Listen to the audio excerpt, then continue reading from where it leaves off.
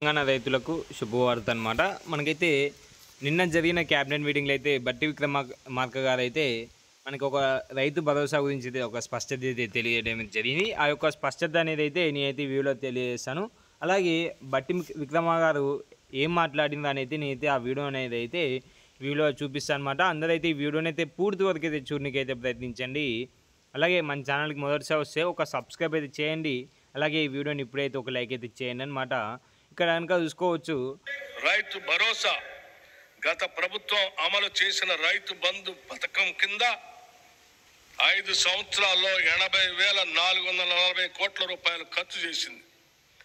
దీనిలో అధిక శాతం లబ్ధి అనర్హులకి, సాగులో లేని భూమి యజమానులకి, రియల్ ఎస్టేట్ వ్యాపారులకి అందటం వల్ల నిధులు భారీగా దుర్వినియోగం అయ్యాయి.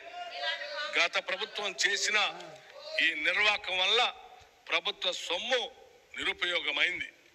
గత ప్రభుత్వం వారు రూపొందించుకున్న నియమ నిబంధనలను వారే తుంగలో తొక్కారు. ఇది చాలా శోచనీయం మరియు క్షమించరాని నేరం.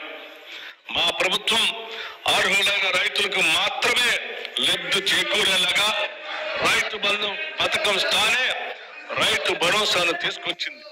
ఈ పథకం ద్వారా అర్హులైన రైతులకు ఏటా ఎకరానికి 15,000 రూపాయలు చెల్లించాలన్నది మా ప్రభుత్వ సంకల్పం. దీని అమలుకు విధి విధానాలు చర్చించి నిర్ణయం.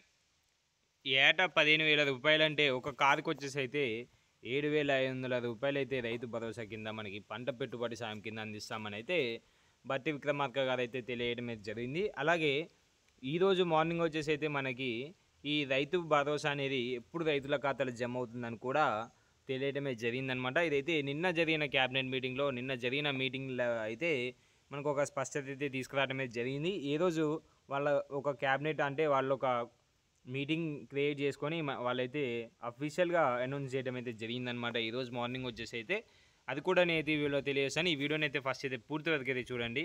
ఒక క్యాబినెట్ సబ్ కమిటీ ఏర్పాటు చేశాం.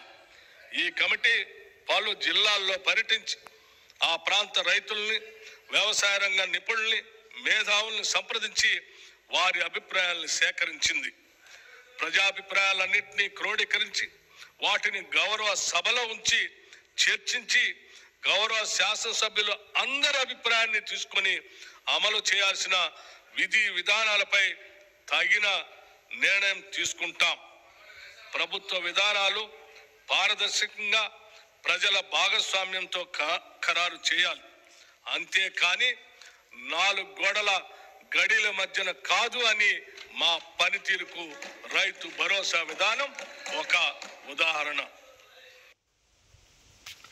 మనకి అయితే క్లారిటీ అయితే బట్టి విక్రమార్క గారు అయితే తెలియడమే జరిగిందనమాట. మనకి ఆగస్టు 2వ వారంలో మనకైతే ఈ యొక్క రైతు భరోసా నిధులు అనేది విడుదల చేస్తామని అయితే ఈరోజు మార్నింగ్ అఫీషియల్గా రిలీజ్ కావడం అయితే జరిగింది. అలాగే రైతు భరోసా గురించి క్లారిటీ అయితే అర్థమైంది అనుకుంటున్నా. అలాగే ఏ రైతులకు మీకు ఒక అవగాహన అనేది వచ్చిందని అయితే ఈ వీడియోలో అనుకుంటున్నాను అనమాట. మీకు రైతు భరోసా ఈసారి కనుక జమ అవుతుందా జమ కాదా అని అయితే మీకు ఒక అవగాహన వచ్చిందని అయితే అనుకుంటున్నా. ఇది ఒక రైతులకైతే గొప్ప శుభవార్త అనుకోవచ్చు. ఇంకా ఎవరికైనా కనుక రైతు భరోసా కనుక ఈ డౌట్లు ఉంటే మాత్రం కింద ఉన్న కామెంట్లు అయితే కామెంట్ చేయండి అనమాట. నేను మీకు ఖచ్చితంగా ఒక స్పష్టత అయితే తీసుకొని వస్తాను. Thank you Wendell. జై హింద్.